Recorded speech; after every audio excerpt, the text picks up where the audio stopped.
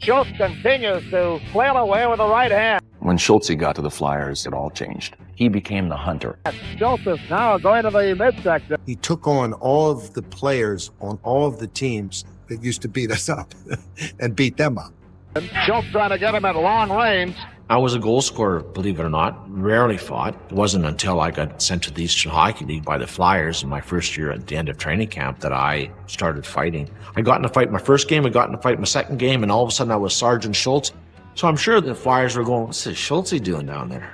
And what was I to do except come to the Flyers and continue my ways? I became this guy that fought like crazy. Schultz. Oh, Schultz is hammering done. Dave Schultz did not look like a man who could terrify an entire professional league. Yet in the 1970s, wearing the jersey of the Philadelphia Flyers, he became exactly that. Fans called him the Hammer. Opponents called him something far worse.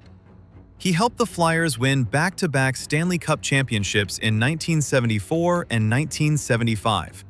Rival legend Terry O'Reilly once said, "You could never let your guard down when Schultz was on the ice." One of his punches was so devastating that the National Hockey League was forced to rewrite its rules. What did he actually do to earn that kind of fear? The date was February 17, 1974. The Philadelphia Flyers were facing the Montreal Canadiens at the Montreal Forum, in a game broadcast live across the United States and Canada as part of the National Game of the Week. In the second period, rookie defenseman John Van Boxmeer made a costly mistake, jabbing his stick between Schultz's legs to slow him down. Schultz spun around and threw a single right hand to the face. Van Boxmeer collapsed instantly, unconscious before he hit the ice. What made the moment even more disturbing came out later. Schultz had wrapped boxer's hand tape underneath his gloves that night, claiming it was to protect an injured wrist. When his glove came off during the fight, that tape turned his fist into something closer to a weapon. Other enforcers around the league quickly copied the trick, not for protection, but for damage. The danger became so serious that the National Hockey League introduced an emergency rule banning any hard wrapping under gloves, a regulation still remembered today as the Schultz rule. A veteran hockey commentator later said that single punch, shown live to millions of households, exposed the true violent identity of the Broad Street bullies for the entire country to see. Hockey legend Gordie Howe put it more bluntly. "I faced plenty of tough guys, but Schultz had a hidden madness. He was always willing to cross lines ordinary men would never dare touch." The date was May 16, 1974. Game 5 of the Stanley Cup Final had arrived, with the Philadelphia Flyers facing the Boston Bruins at Boston Garden. Wayne Cashman, the tough and relentless winger of the Bruins, had spent the game targeting Flyers players with rough, punishing plays. Head coach Fred Shiro saw his team's spirit under threat, so he sent Dave Schultz onto the ice with a clear message: make the other side pay. When the two men finally faced each other, Cashman made a dangerous gesture. He drew a finger across his own eye, signaling that he planned to cut Schultz's face open with his stick. Schultz did not hesitate. He grabbed Cashman's collar with his left hand, pinning down any chance of a counterattack, then unleashed a barrage of right-hand punches to the face. As Cashman tried to duck away, Schultz kept landing uppercut after uppercut. It took two full-grown referees to finally pull him off. Even walking toward the penalty box, Schultz slowed down near the Boston bench, staring down the entire Bruins roster as a silent challenge. Fellow legend Bobby Hull later said, "Everyone knew Dave Schultz was crazy. Plenty of men were tough, but Schultz was the only one who made you wonder if you would leave the ice in one piece." Terry O'Reilly of the Boston Bruins was the one opponent who truly got inside Dave Schultz's head. The two men clashed 8 brutal times across their careers, from the minor leagues all the way to the National Hockey League.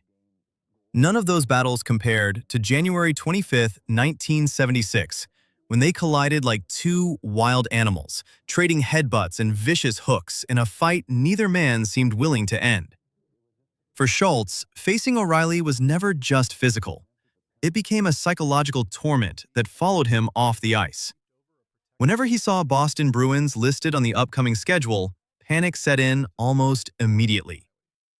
A fellow legend from that era recalled a conversation with Schultz, saying he confessed to never checking the schedule ahead of time. The reason was simple. Seeing Boston's name meant 2 straight weeks of sleepless nights consumed by dread over the next meeting with O'Reilly.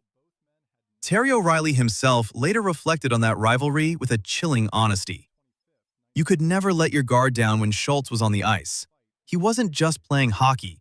He was playing with your mind before he ever threw a punch. In the early 1970s, Keith Magnuson stood as the defensive leader of the Chicago Blackhawks, a player known for his toughness and his refusal to back down from anyone. That reputation did not survive 2 encounters with Dave Schultz. The first meeting came on December 22, 1973. Schultz crowded Magnuson all game, whispering threats about ending his career before finally throwing punches on the ice. The rematch followed on December 28, 1974, and it was even worse. Schultz landed punch after punch directly to Magnuson's face, leaving blood streaming down onto the ice in front of the crowd. Something in Magnuson changed after that night. He lost the confidence that had defined his career, growing visibly hesitant whenever his team faced the Flyers again. Flyers head coach Fred Shero addressed this openly with reporters at the end of December 1974, saying opposing players had started going out of their way to avoid Schultz entirely, taking the long path around the rink just to stay clear of him. That, he explained, was the real source of Schultz's power, his ability to break the fighting spirit of even the toughest men on the other side. Keith Magnuson later admitted, "When Dave Schultz stepped onto the ice, the whole atmosphere changed. He didn't have to say a word. The way he looked around was enough to make an entire team flinch." Long after his playing days ended, Dave Schultz revealed a side of himself the public had never seen. In his memoir titled Hammered, The Fight of My Life, published in 2025. One night, deep into heavy drinking at a local bar, Schultz became aggressive over a minor misunderstanding and nearly choked a bartender. It was not loyalty to a team or a fight for glory this time, it was years of buried pain finally breaking through. That single night became a painful symbol of how deeply violence had shaped his identity. Away from the rink, Schultz struggled with serious alcohol dependency and depression, along with a lasting fear of long-term brain injury from his playing days. He also carried painful memories of childhood abuse that he had kept hidden for decades. His former teammate and goaltender Bernie Parent, writing the foreword to that same memoir in 2025, described it this way: "People saw a steel warrior on the ice, but this book reveals a vulnerable Dave Schultz, fighting the most important battle of his life to reclaim himself from addiction."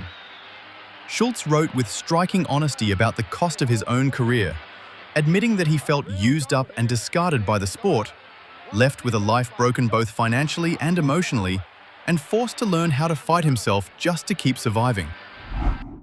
Sports journalist Jack Chevalier, the man who gave Dave Schultz the nickname The Hammer and coined the term Broad Street Bullies, once wrote that Schultz's presence on the ice sparked a violent arms race across the National Hockey League for 2 full decades, forcing teams everywhere to find giants of their own just to survive facing him.